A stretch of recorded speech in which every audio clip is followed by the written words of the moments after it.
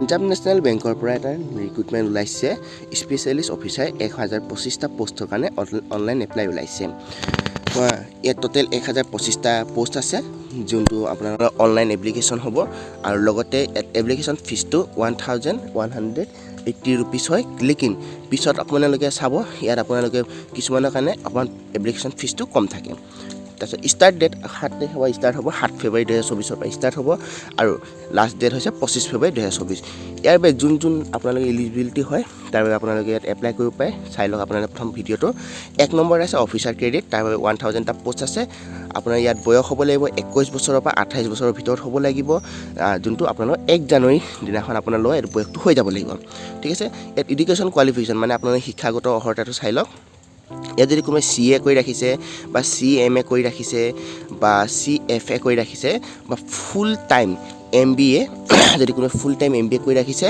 বা post graduate diploma in মেনেজমেণ্টত যদি কোনো পোষ্ট গ্ৰেজুৱেট কৰি ৰাখিছে ডিপ্লোমা কৰি ৰাখিছে তেতিয়াহ'লে তেওঁলোকে পাব যিকোনো কলেজ বা ইনষ্টিটিউট বা ইউনিভাৰ্চিটি যিকোনো আণ্ডাৰত থাকিলে হ'ব আৰু তাতে 60 মাৰ্ক থাকিব লাগিব ঠিক আছে তাৰপিছত নেক্সট যোনটো পোষ্ট আছে মেনেজাৰ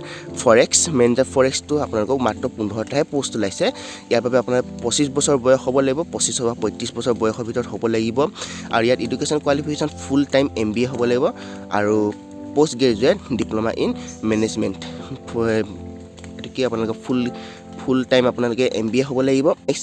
লগতে ইয়াত 2 বছৰৰ কাৰণে আপোনাৰ এক্সপিৰিয়েঞ্চ থাকিব লাগিব এইটো কামত তাৰপিছত আপোনাৰ 3 নম্বৰ পোষ্টটো আছে মেনেজাৰ চাইবাৰ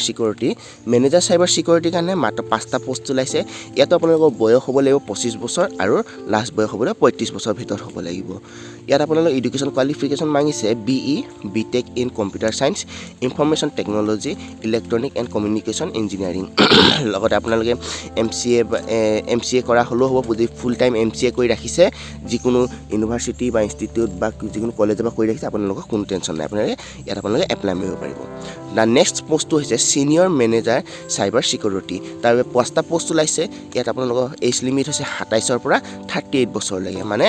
27 বছৰৰ পৰা 38 বছৰ বয়সৰ ভিতৰত হ'ব লাগিব ইয়াত আপোনালোকে full time degree in BE কৰিব লাগিব আৰু লগতে BTech in computer science information technology এইখিনি আপোনাৰ এডুকেশ্যন কোৱালিফিকেশ্যন পঢ়ি ল'ব তাৰপিছত মই গৈ আছোঁ ইয়াত আপোনাৰ এক্স ৰেজিষ্ট্ৰেশ্যন পাব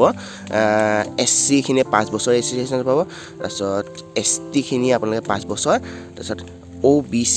আদাৰ বেকৱাৰ্ড ক্লাছেছখিনি 3 বছৰখিনি পাব ইয়াত আপোনালোকে চাই লওক কোনে কিমানখিনি পাব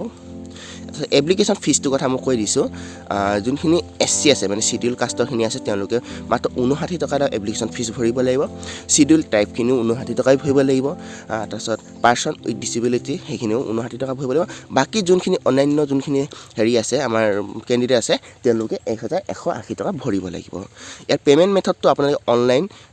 credit card debit card net banking বা UPI দ্বাৰা আপোনালোকে দিব পাৰে আৰু ইয়াত কেনেকৈ আপোনালোকে এপ্লাই মাৰিব ইয়াত এপ্লাই মাৰা যোনটো